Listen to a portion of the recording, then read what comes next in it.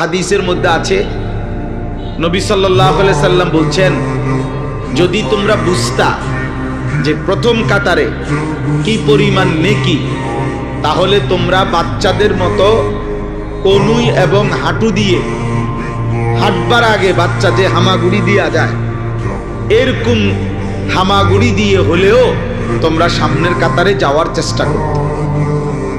এজন্য প্রথম দিনের কাজে যতটা আগানো যায় তত নেকি। জুমার নামাজ পড়তে অনেকেই যান, তো আলহামদুলিল্লাহ চেষ্টা করা উচিত প্রথম কাতারে বসা। প্রথম কাতারে প্রত্যেক প্রাপ্ত বয়স্কের জন্য কাতার, প্রথম কাতার, মা ছোট বাচ্চা না।